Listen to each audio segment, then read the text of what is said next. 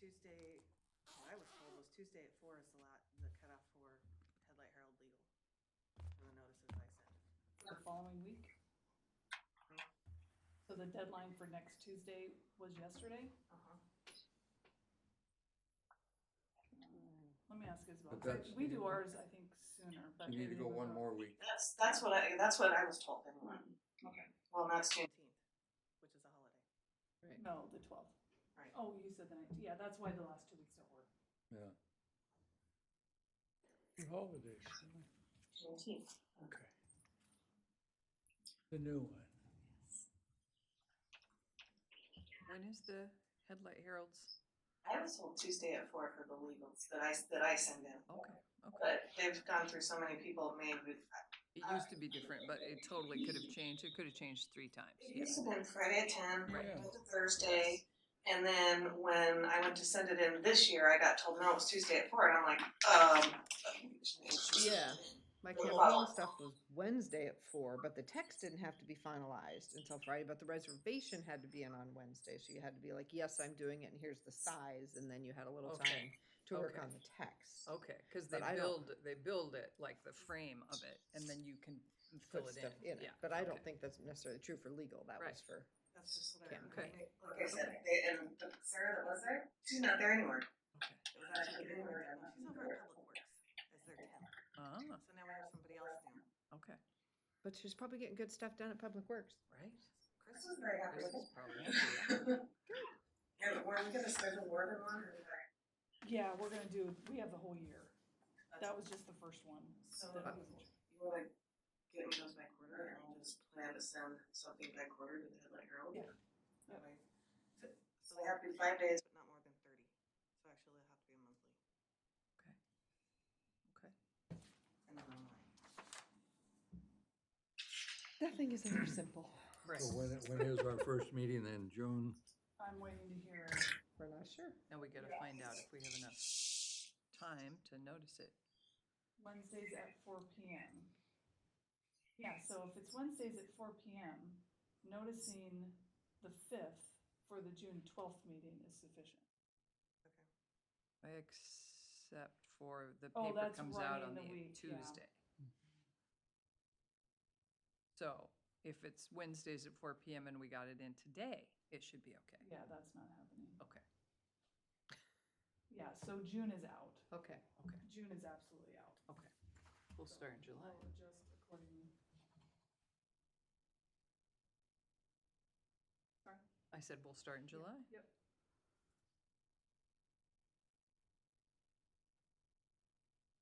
Okay. Well, we can call this meeting to order. The board briefing on the Wednesday, the 29th at 2:03 p.m. I don't think people submitted topics. I haven't seen, I didn't see any topics.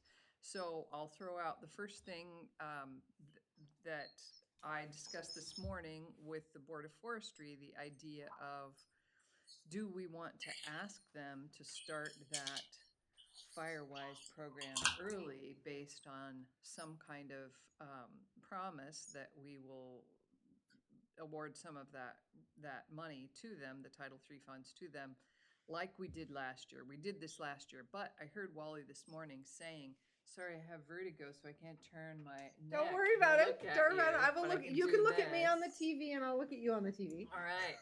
So I heard Wally say this morning that they did that last year and they ended up in the hole, which I didn't know. It was the first time I'd heard that. So, I don't know if we even want to talk about it or not, but from our perspective, I thought it worked okay last year when we said, we have traditionally always split these funds between Firewise and SAR, and we can reasonably anticipate that we would do that again. And then they launched the program before they had the money. So maybe they wouldn't do it again anyway, because sounds like it didn't work for them financially. So I brought it up this morning, so I'm bringing it up again. What do you guys think? Are you guys getting the emails from people saying, hey, where's the, okay. Yeah, and No, I'm I seeing it don't. on Facebook too. I don't think I've had any with respect to that. And All four of them. mine's are more potholes and what's the matter with you people? Okay, well, a bunch of people have, I'm not sure why us and not you, just lucky, I guess. You're the new Um, guy. Right. They haven't found your email yet. Yeah, so people really like that program and they look for it every year, they anticipate it. And I think it really does make a difference because if people can't dispose of their stuff, they are burning it. And so it does make a difference. So, but I'm not sure, even if we said, yes, we want to do that, that they would based on what Wally said. What's the dollar amount, how much are you talking about from the county side? I think what we said we had in this first round was 75,000, and typically we've just split it between them and SAR because that's the two main places we can What's the spend source of that money? federal dollars, Title III funds. So a couple thoughts.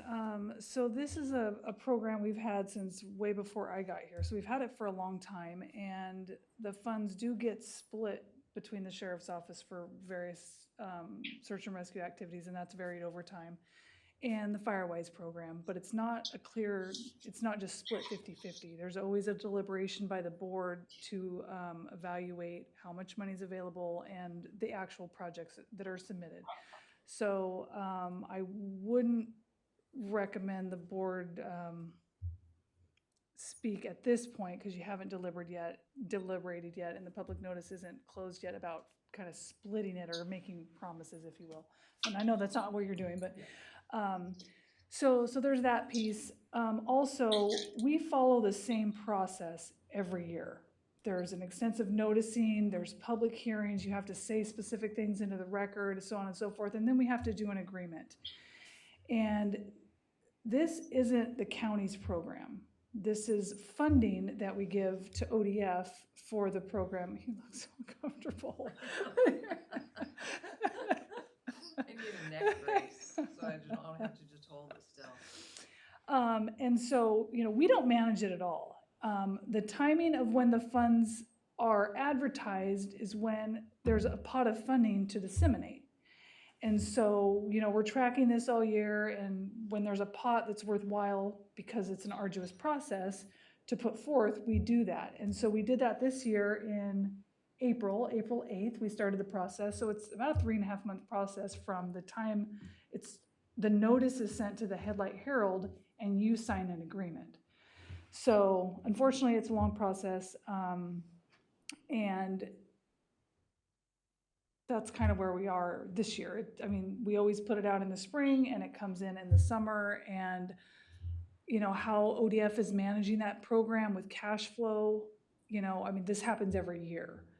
And I'm glad it's a great program, but I have the numbers. I can go back and maybe provide some data at another board briefing, but it feels like we have less money too. Sean, would you?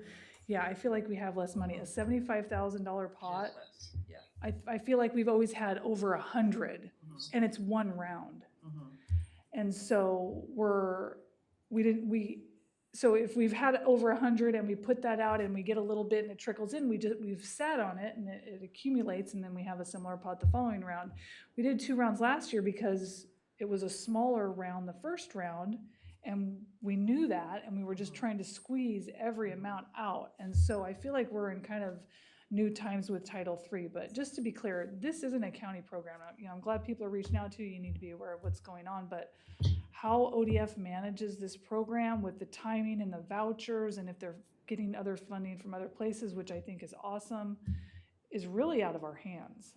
And so I wish I feel like the county gets looked at like, what aren't we doing? Where's the money and where's the program? And, we've had calls too, and I feel like there's a little bit of misinformation out there about what the county's role in this is. So that's kind of where we are for big picture and this current round. And then I wanted to give you some updates on unallocated money and if we want to do a second round, but. Thank you. Yeah. Go ahead. So previously, last year, we were in the same time frame of us getting the money or allocating the money into the summer, which is why they pre-funded it. But in years previous, do the Title III funds come in at different times? Because in years previous, we had this whole thing buttoned up in the spring and ready to go. Yeah, I think it comes in whenever. Oh, okay, gotcha. Yeah. Okay. So I agree that it's not our, go ahead. It seems like it's been coming later and later in the year, Okay. as opposed to earlier, it was like January, February, and all of a sudden now it's Yes. March, April, May, June. And it's also clearly becoming less, there's less money that's supporting the program as they want it to. And so there's also that kind of consternation about we're short funds for the program. Mhm. Right, right. Yeah. So I was glad to hear them say, I agree with you, I was glad to hear them say they're looking for other funding sources.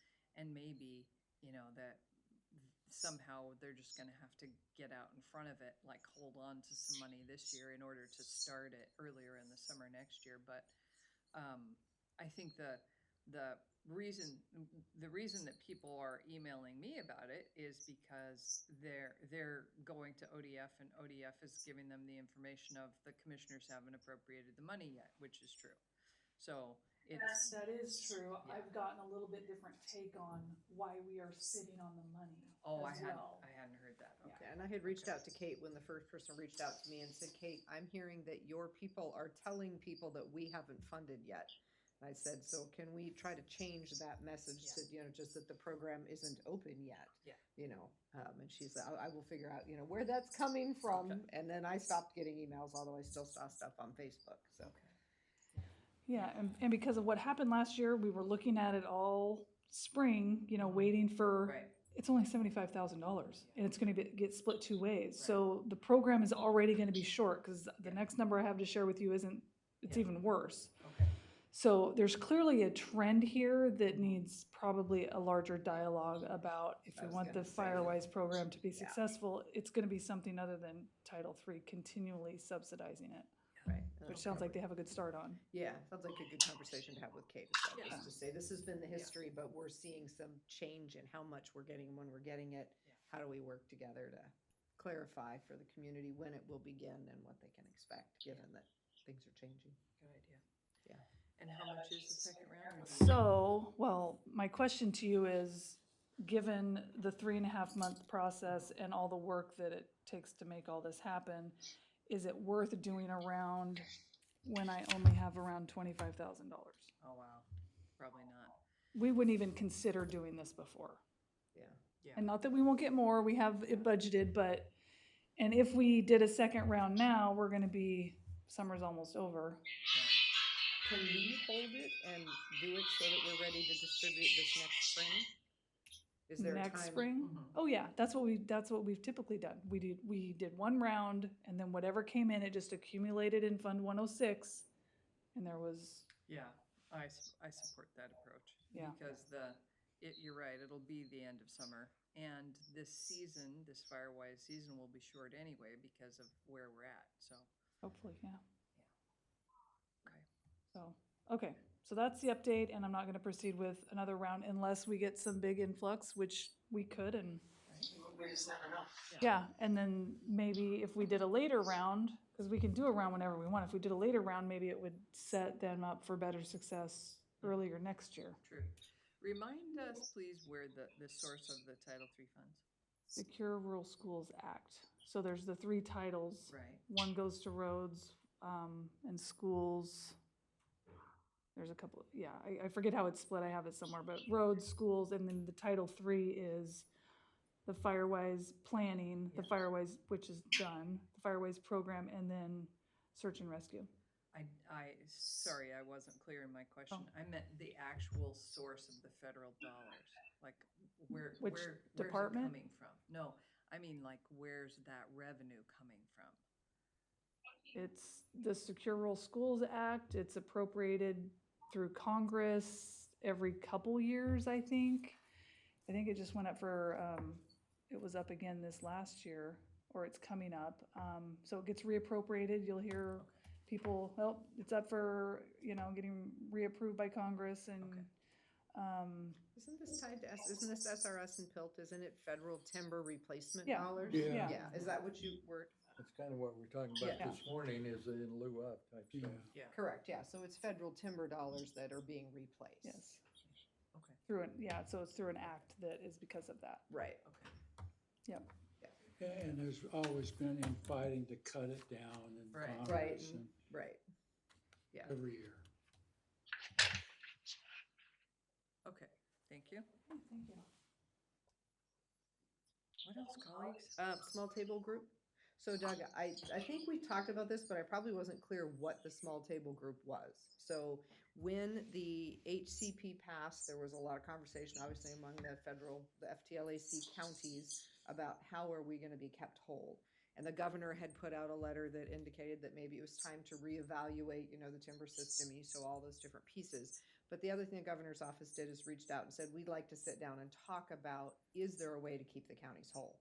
So that is to your question about revenue in lieu of, that is a conversation that's been happening with the Forest Trust, FTLAC, 5 members of FTLAC and the governor's office since last year. I don't know, David was the original one Well, at the David table. did explain that to me, Okay. and I remember that. I guess I didn't connect the two together necessarily. Yeah, and so that's what that is. It's looking to see, is there a way with the governor's support to keep the counties whole in spite of the Habitat Conservation Plan? Whether it be some form of in lieu of payment or other methodology that could be created by the counties in partnership with the governor's office. So we've been asked not to talk about any of the mechanisms that are related to that until it becomes public, but we have a meeting on the 21st of June as CFTLC board to bring that together, and a full membership committee meeting has been proposed for CFTLC on June 28th, which would be where that conversation would be rolled out, which would share what has been talked about, would share what has not been talked about, would share what has been pulled off the table by the governor's office, and what it is that the governor's office believes is the path forward. So basically now it's a conversation among people who have influence on what's gonna happen. People who hope to have adequate influence, but it's the counties are at the table so that Yes. we can assure that what is being proposed is something that counties are comfortable with, and we were asked as counties to bring solutions and suggestions to the table. And then a lot of things have been vetted up to this point to land on a couple of options that, Then have to go back through the legislature. let's go through the all of legislature that. because the governor has no money, but the governor has some political clout to see what she can do. And so that's where that's, a big part of how the solution will ultimately be. So really it's recommended. a wait and see, more to come, stay tuned, or whatever you want. Wait and see, more to come, and again, I hope very soon. Right now, like I said, we have 2 dates on the calendar for that group with the expectation of rolling that out, but that is, we have to wait for the timing that the governor is willing to stand behind for us to be able to talk about it. There's a meeting next Thursday, I think it is. I was gonna ask about that one. Yep, that one's the Board of Forestry. Yeah, So that one's That's- different, so that's this, different. it's different. So the small table group is just, it's one member from each region, that we're not necessarily all board members. And then FTLAC had our planning meeting while you were in Salem. I was also in Salem. We had our Right. planning meeting to prepare for the Board of Forestry meeting. So there will be an interactive conversation between FTLAC and the Board of Forestry on Thursday from 1 to 2:30. You can either be in person or remote. The in-person meeting is in Troutdale. I will be remote. yeah, I have that on. I was gonna listen in too. I Okay. put it on my calendar. So what we're really talking about on that one is, so the Habitat Conservation Plan has been sent off to the federal services with the expectation that it will be approved. The next thing that lines up with the Habitat Conservation Plan is the Forest Management Plan. And the Forest Management Plan goes into more detail about how the forest will be managed underneath the Habitat Conservation Plan in order to meet the outcomes that we've promised in the Habitat Conservation Plan, as well as goals that have been set in the Forest Management Plan. What we are talking about on Thursday are going to be performance measures. So here's the goal. The goal is to have adequate habitat for all native species, right? And the performance measure might be, having enough high canopy trees, right? And then there will be a metric that would come underneath that would identify exactly how many of those kind of canopy of trees you should have. So there's this layering that happens. Conversation on Thursday is still at the high level of performance measures. It's not yet getting into the metrics. the performance measure categories that I've identified include adaptive capacity forests, aquatic habitat, carbon storage, community engagement and public support, division finances, economic opportunities, financial support for counties, harvest and inventory, recreation, education and interpretation, and terrestrial habitat. So those are the high-level performance measure categories. And then, so that's what we'll talk about on Thursday.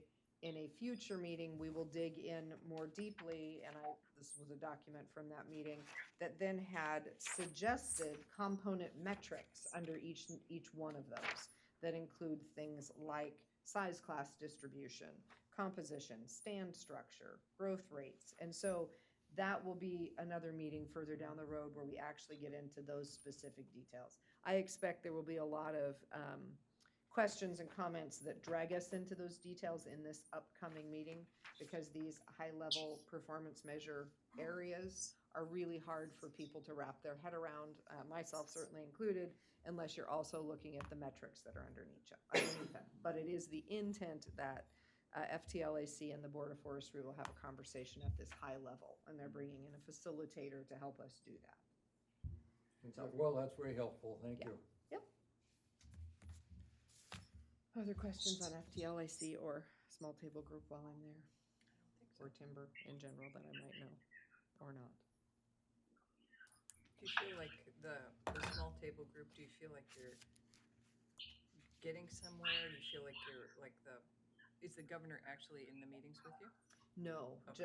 Jeff Huntington, who is her natural resources guy, is in the meetings with us. And then Melissa Cribbins, former Commissioner Melissa Cribbins, was hired by the governor's office to just kind of help with that whole group.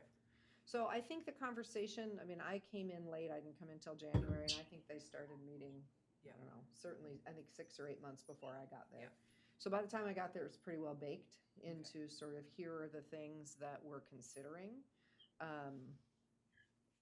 You know, I think we're constrained very much by the legislature, to your point, and what the legislature might be interested in. And I think that's where the weight of the governor's office is important, because you know, she and her staff are evaluating what is likely, given all the you know, political clout that she has, what's likely to be able to move through here. So whether we're going to love it or not, it's acceptable to those who have been at the table, and whether we're going to love it or not isn't an option we really have. It's what's politically viable that we don't hate. Okay. And whether it happens or not, of course, will be up to the legislature. But you know, we'll be able to talk about it hopefully soon. Yeah. Yeah. What I wonder, this is you know, generally I'm an optimistic person, but this is the suspicious part of me. Like, I wonder, are they just going through this process because it's important to go through a public process before you make a decision? I don't think so, only because it's been a very unpublic process. Okay, good. And at least what's looking like it may line up as the primary recommendation actually aligns with other statements that have been made by the governor publicly about priorities and different pieces that could fit with it. Okay. So I think only for that reason only is that I have seen where it aligns with other statements she's made publicly, and nobody knows it's happening. Okay. All right. Thank you. Yeah, no, good question though. We certainly know that sometimes that's how it goes. Well, chapter 2 of all that is the makeup of the legislature won't be determined till November. There's a number of gonna be new heads, which there always are, but you know, there may be enough. I don't think the balance will shift, but there's certainly some people will come in with different backgrounds or different ideas how to do all this stuff. Yep. So,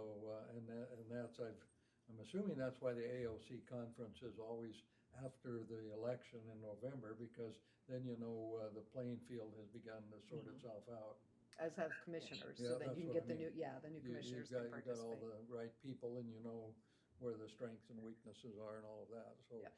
I see the logic behind all this, but you know, you could have the best plans in the whole wide world and then get 4 or 5 people newly elected that would say, well, this is the dumbest thing we've ever seen. 100%.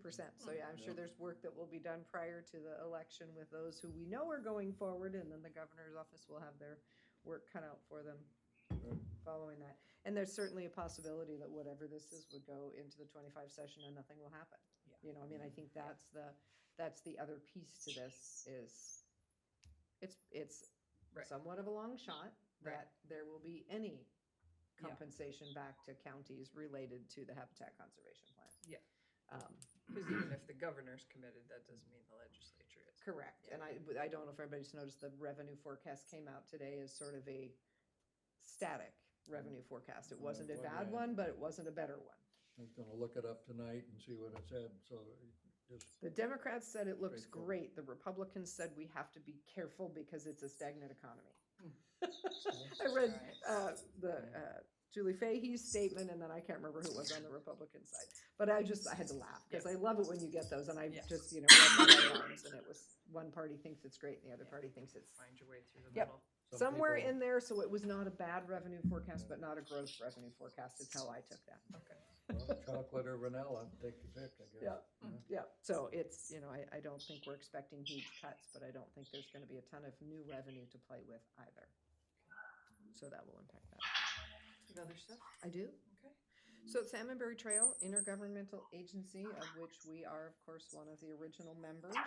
The agreement itself is coming up for a discussion around renewal. Does STIA itself continue to exist as an intergovernmental agency? Or is there a different structure, given that now there is the Salmonberry Trail Foundation, to which STIA has essentially given all of the responsibility for raising the money and building the trail?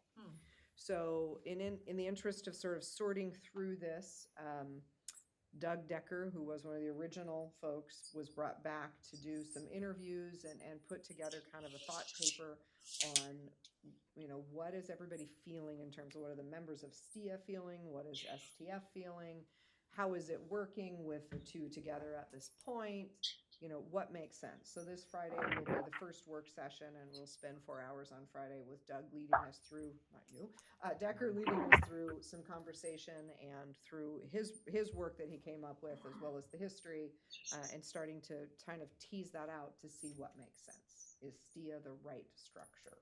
STIA does hold the lease, which means that if STIA were to simply be allowed to expire, the Port of Kennewick Bay would be left holding the lease for the rail banking. I don't expect that would be the direction it would go, but whatever's on the table. So we'll be having that conversation, but just so you all know that it's good until September of 2025. So this is the first meeting that we're having to talk structure, and I'm sure there will come a time for when we'll all want to talk about Tillamook's participation as a county based on what comes out of the conversations. Okay. Do you have a sense yet of whether or not this is the correct structure, the most efficient structure moving forward, or should it change? I think it needs to change. I'm not exactly sure how. Sitting on both STIA and STF, I get a chance to see it from both sides.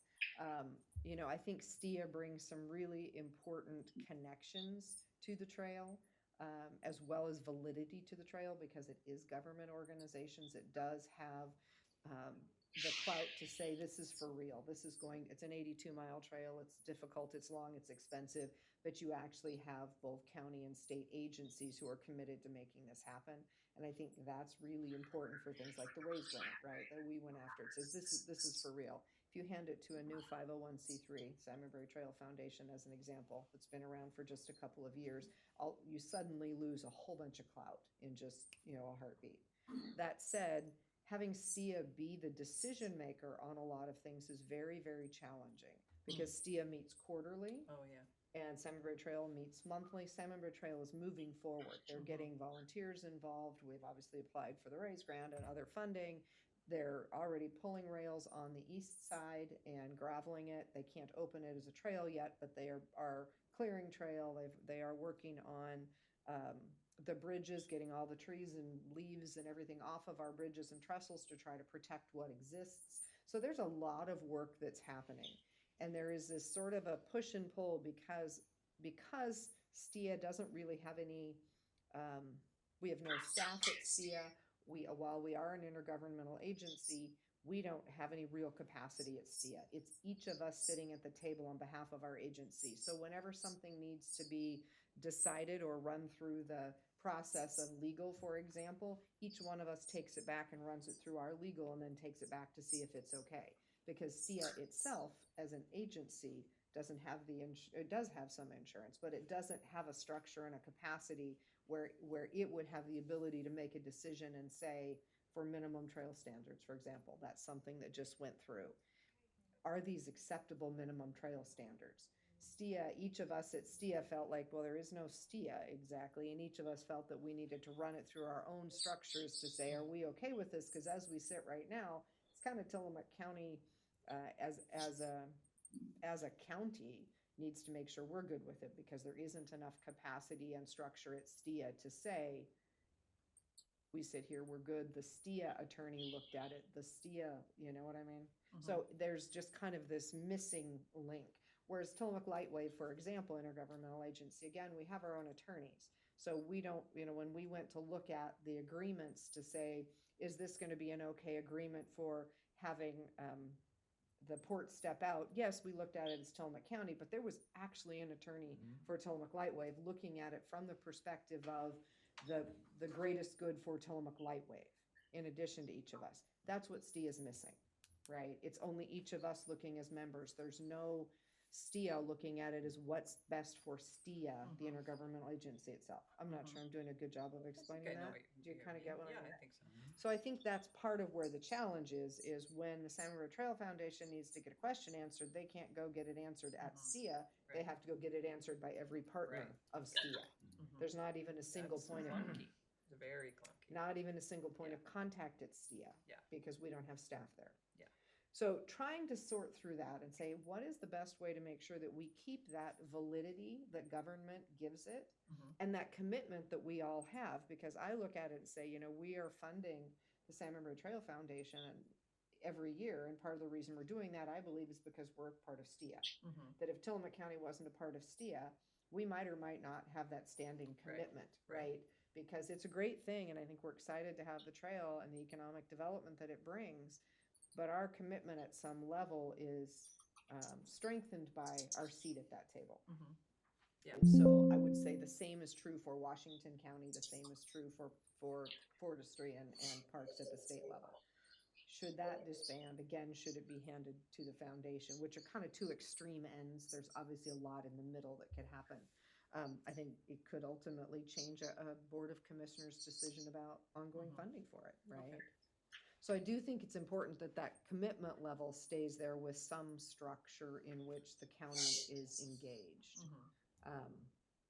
Now, whether that the foundation would then have specific seats for Board of Forestry, Parks, Tillamook County, Washington County, that's the tribes. Certainly a possibility that you blend those instead of having two distinct and separate. So we'll see. Be a good conversation, but I think that's kind of the issue on the table. Okay, all right, thank you. Yep, absolutely. Do you think, when it's all done, will there be any restrictions on the number of people? I'm thinking of Multnomah Falls and things where it's Yeah. being loved to death and overrun, and they've done a lot of things. Do you think this will get to that point where it's so popular, or? I don't think so. I think because, I look at, the trail they just opened up through the gorge. They just, finished that very long section. We were driving back this weekend after being over in Central Oregon. Bikers and hikers and people all enjoying that pathway. I see it more like that. I think that people will park their cars at different places instead of driving up and down 101, and they'll use this pathway for either recreation or for actually travel. We're going to park in Tillamook. We're going to ride our bikes to Garibaldi. We're going to ride we're going to do that as an activity and a destination. So I don't necessarily see it being like Multnomah Falls in that it won't be one place. Yeah. It'll be 82 miles of transportation and recreation. So the other piece that should come up probably on all of our radars is just that Oregon Coast Scenic Railroad and the port, their lease is also coming up in the next year. And so that is being negotiated, and that is a constant conversation with Salmonberry Trail, because having Oregon Coast Scenic Railroad there makes it far more difficult to develop the trail and far more expensive to I develop thought the they trail. had a very long-term lease. No. Okay. They have a lease that comes up in the next year, and they are looking for a very long-term lease. And they're looking for a very long-term lease that will go all the way up to Enright which I'm not the best person to tell you each little milestone along the trail, except to know that that is quite a ways up Mhm. into the canyon. Yeah. And so there is some first question about whether STIA, because STIA has the right in our agreement to object to the Oregon Coast Scenic Railroad lease. Mhm. We could say no. Mhm. We could also say yes, but we think it should stop in Rockaway. We think it should Uh-huh. stop in Wheeler.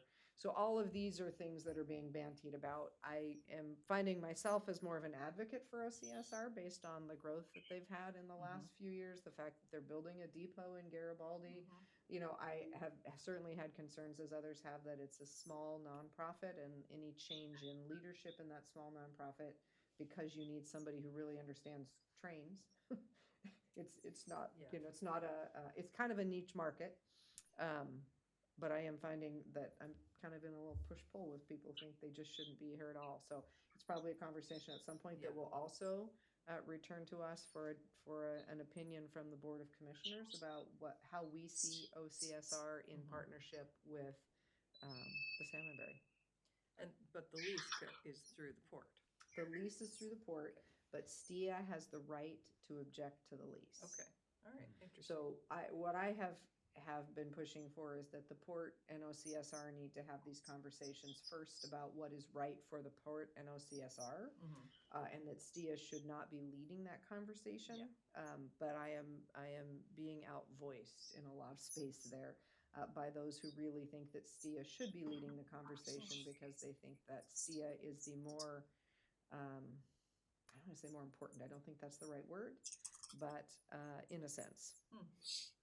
Well, I've gotten some of those emails also from folks who are, you know, have compelling arguments about, if it weren't for OCSR, this trail would get done a lot sooner, and you could, you know, there could X, Y, Z. Sure. I'm sure you've heard all these arguments Yes. that are compelling, and yet OCSR it's an economic driver and a viable business and beloved, and a lot of people care deeply about it, and it's really cool. So, yeah. So thank you. I Yeah. appreciate hearing that, because I was in a rather heated conversation at the last Salmonberry Trail Yeah. Foundation meeting around this, because it was characterized by somebody in the meeting as a failing nonprofit. And I was like, I don't think it's that's right. 55,000 riders last year. Yeah, I don't think you that's know, right. and yeah, it's a cute little train, and It is. yeah, but there is also just an interesting conversation, you know, around the different users that the Salmonberry Trail brings, as opposed to what an amusement brings, the train being an amusement. And I think my thought is they're all coming. Right. And we need to have things for everyone. Yeah. And Yeah. yes, there is a section there that makes it tough to build that section from Garibaldi to Right. Rockaway, because of the corner right there at Barview. I mean, that's some of the toughest decisions that will probably have to be made, is how to make that work if we're going to. But it also, at this point, does feel like the train is of economic benefit to Tillamook County. So, yeah. I agree. Doug, you have any thoughts you want me to carry forward as well? No, it sounds like you've got your arms wrapped around it, and one of the first meetings I had after I came on the commission, a couple of ladies came in from the train, and we visited, and as I remember, there was a presentation, I think also, and you've probably seen that more than once. I've never ridden the darn thing myself, but I intend to. But I was quite impressed with what they do, and I've been up that way when it's gone chugging by. And so I think anything that we can do to keep that going and enhance it, and ridership, you know, people come down here, and it's one more piece of a fairly large puzzle of recreational opportunities, and to me, it makes a lot of sense. I'm somewhat familiar with the Mount Hood Railroad that starts in Hood River and goes up the me valley too. and through the blossom time in the spring and all of that, and that's a great little feature as well. The only difference is that's a big giant diesel locomotive like you'd see overland, and this is more of an old time thing. But they've got open air stuff, you know, and to me, it's a great attraction. I hope it keeps going. Yeah, okay, thank you. I will be in that conversation, and we will keep you informed. Yeah. How that goes, so. Other quick thing, we did the HR generalist interviews last week. So I think that an offer is forthcoming, so keep your fingers Great, crossed. great. That all works out. I think y'all saw the surveys went out today. So Gallup is out, PSU is out. I think those were the only things that I just wanted to throw out there. Okay, terrific. Thank you for the conversations on STIA and OCSR. Yeah, thank you. I'll have to look, I saw the Gallup survey email and I took it and it took about 30 seconds, but I've taken it lots of times, so I Sure. remember all the questions. Sure. But I don't think I saw the PSU survey. PSU came out about an hour before Gallup yesterday morning. Okay. But Did you? I got PSU first. Okay, that's interesting. Don't know. They both came out yesterday. Okay. I did Alright. get an email from somebody who did not get them, and we went back and checked, and the surname was incorrect. So Okay. there was like the name they go by in the email name that didn't match, and there was a Okay. mismatch. So we did get that survey back to that person. Okay, I'll check for that. Thank you. Yeah. Well, I only filled out one, I guess I better go back and find the other one. Because one came from Paul Manson at Yes. Qualtrics, and then the other one was Gallup. It was a Gallup one, I think I did, but so I'll get the other one that's Okay. sitting up there. And if you don't have it, be sure to let me know, because it means that somewhere Paul's didn't get the same list, although he got the same list as Gallup, so. Or Well, it I've got three or siphoned off. four, so I'm sure two of them were among that list. Or it got siphoned off. I think hopefully our junk filter's not taking it in, but. Okay. What have you got? Well, I have a list of a few things there. We'll start with our budget. When we concluded our budget hearings and adopted the budget, we also had an understanding that we would reconvene periodically over the next period of months to talk about the dilemma we face, which is eating our seed corn and diminishing reserves and so on. So Rachel and I have been talking. Right now I'm preparing a matrix of about 20 different options, and you'll see it. I'll send it around just to us before we distribute it more widely, and it will say, okay, here's an option. Is it one time or ongoing, and about how much money might it either save us in terms of expense or bring in as new revenue? And then another column or two on various comments. Do we need to know more? Do we have sufficient information? And a bunch of other things. So we're going to work through that in some fashion and have it as an open table. We'll call it a round table or something like that. Just a conversation to say, okay, we have this dilemma before us. We need to have some options and sort them out. And for lack of getting more sophisticated, maybe it's a good, better, and best, or maybe it's a 1, 2, 3. One is something that can be implemented relatively quickly and significant and have some impact and be ready for the next season. 2 might take some more issues like union work or something like that, and then 3, really stupid idea, set it aside, or something like that, so we can sort through these ideas, and we'll ask for some, because the 21 things that I have thought of, I'm pretty sure there's another 21 from other people. And so we'll get them all, and with the starting point that no ideas are stupid or off the table. And we'll talk about them, and we may say, for example, if you raise the price of a wedding, that could be done, and that'll generate a relatively nominal amount. It certainly won't solve the problems across the county. It just won't. But other things might, and so maybe together we can cobble a way forward and then have something by the end of the year that can be folded into next year's budget process. So a lot more to come on that, and right now we're setting up, so we'll have a standing meeting then through the end of the year and conclude with at least a preferred options, and then some that need more work or whatever it is. And it will be a work in progress, because what we start out with most certainly will be different than what we end up with in terms of form and function and everything else. So that's one thing. I'll give you a utility update. I'm setting up another meeting. I have to find a date again that works, and I've invited Colin to come over, Colin Cooper from Copac. And Copac has some money that they can lend to utilities and then turn it into forgivable loans and those kinds of things. And so what I want to start talking about with all the utilities again is A, intergovernmental agreements, how do they work? And then B, maybe some kind of another step, not necessarily combining, but we could talk about that too.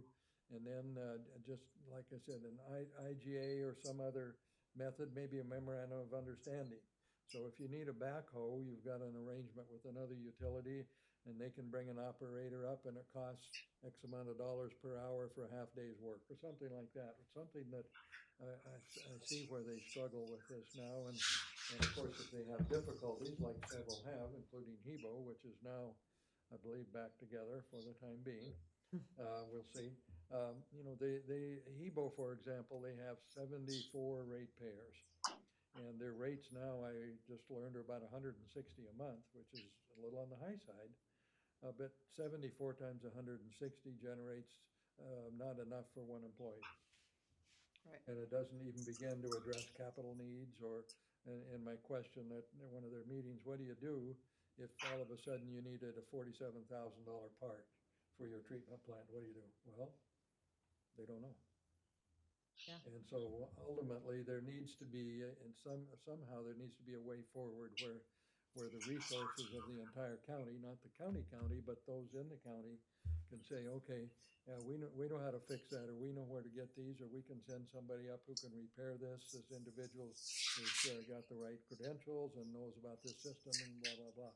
Because now we've got all these little ones are struggling. There's 5 of them out here, 5 water utilities here that all buying their water from Tillamook, city of. And is that the best way to operate? You know, you've got 5 sets of books, 5 bookkeepers, 5 reports that go off to Salem, 5 audits. You know, does that make sense from a public policy perspective? Well, I want them to begin thinking in different terms, not necessarily bigger, and bigger isn't always better. But maybe there's a way that they can diminish some of these responsibilities that they have now and that they struggle with. And they struggle mightily, not only financially, but finding help. You know, they did get a new bookkeeper in Hebo, and I happen to know that individual, and I think they'll be fine. But for whatever reason, the one who was there had a lot of institutional knowledge, and now she's gone. And so this person's going to have to do some homework to figure out, you know, how you get from A to B to C to D. It just, anyway. So I'm gonna keep that stuff going and see if I can build some inertia. Let's see, we talked about another, the Bureau of Ocean Energy Management, there's a meeting in Newport next week, and I'll go down in person to that one because I've done several things online.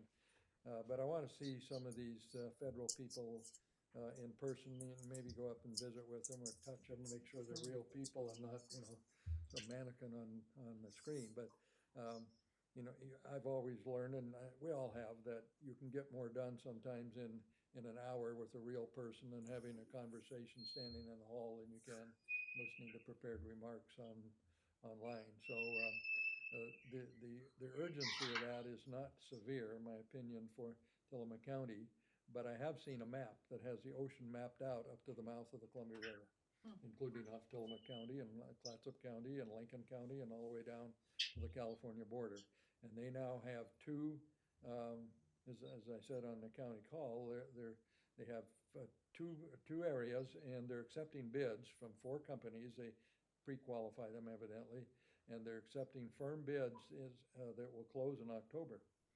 And I don't know how many hundreds of millions or billions it will be, because it's extremely expensive. But the government means to get this done.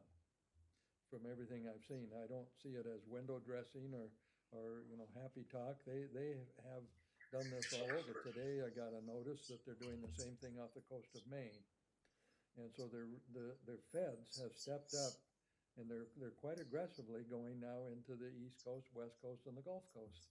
And they want these big giant windmills out there to provide enough electricity so everybody can drive an electric car or whatever other reasons they want, and that's one of them.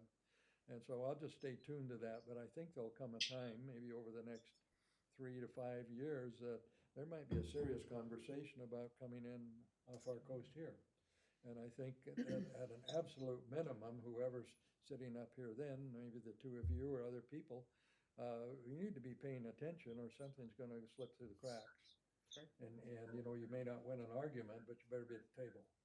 And because the feds can do a lot of things, including bypass the state of Oregon and all the local jurisdictions. They're out beyond the 3-mile territorial limit of Oregon. They're within the 200-mile limit of what is a a free zone or a nautical controlled zone. I'm not sure of the right terms, but it's essentially where countries have some jurisdiction and some say what goes on. And so they're out on right on the horizon, so they'll only look that big. But when you bring them in, they're twice the size of the stuff in Eastern Oregon. I mean, they're huge. And they're all floating because it's deep water out there. It's 5, 6, 7, a mile deep. So they're tethered to the bottom of the ocean floor, and then they bring the electricity down, and then they take it into either a floating substation or one on land and take the voltage down and then hook it into the grid.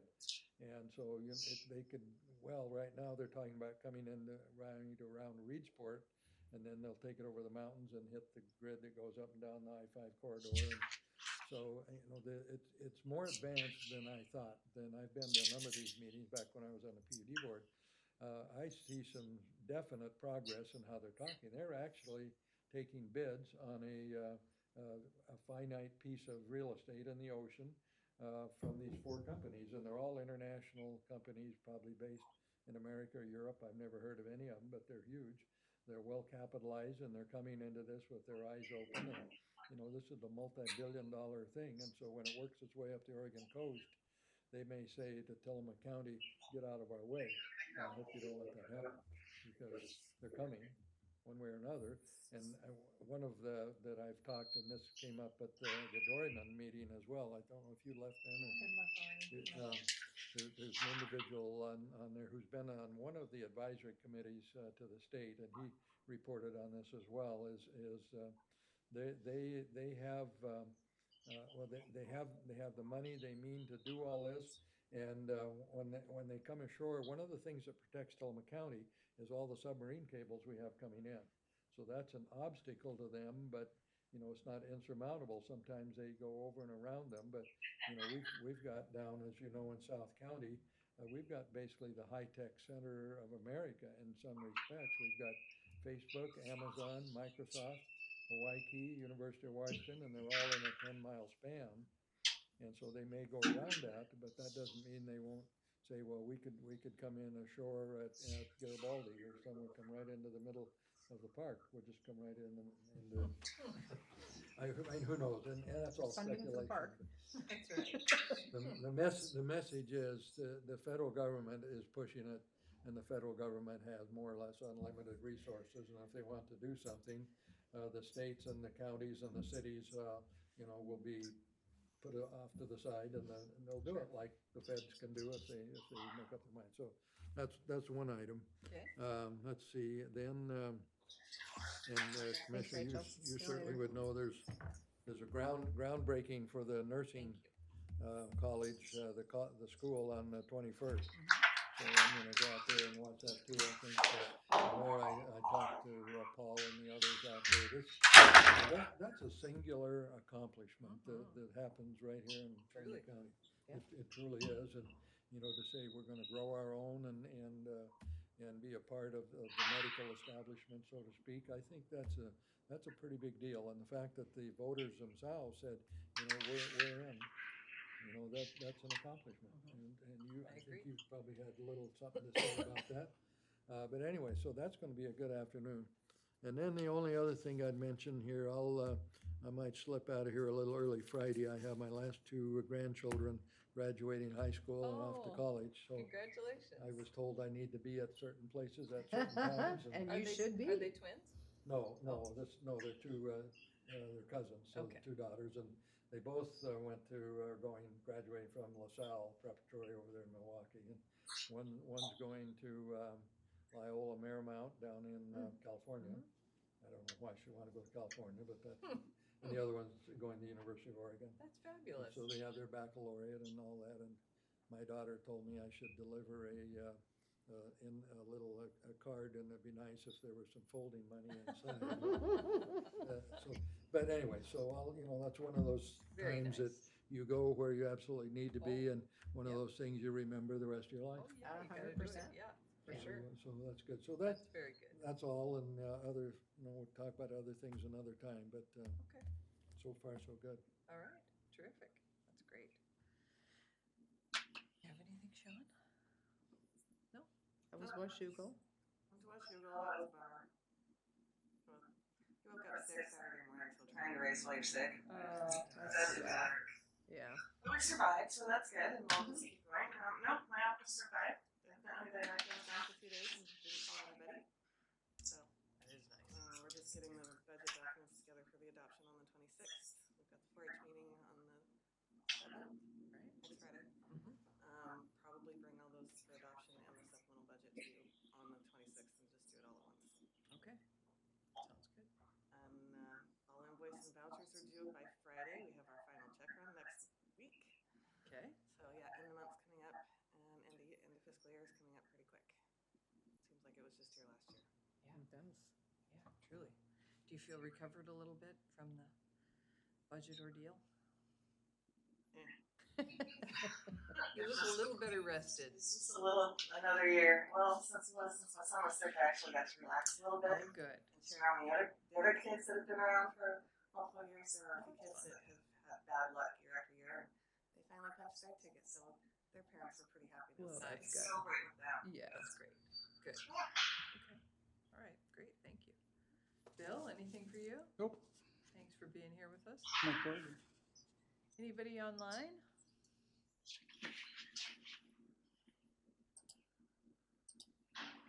Not to put you under any pressure, but if you have anything to say, speak now. Or hold your peace until next week. All right, hearing nothing, we will adjourn this meeting at 2:56. Thank you, everyone. I think you just need to start calling people out. Who's actually listening and paying attention. I know. Right now, it's not paying attention. Yeah, yeah, I think a lot of times people are multitasking. I think so too. They just. Plug in. So how bad is your, It's not pleasant. It's, today's the first day I've driven since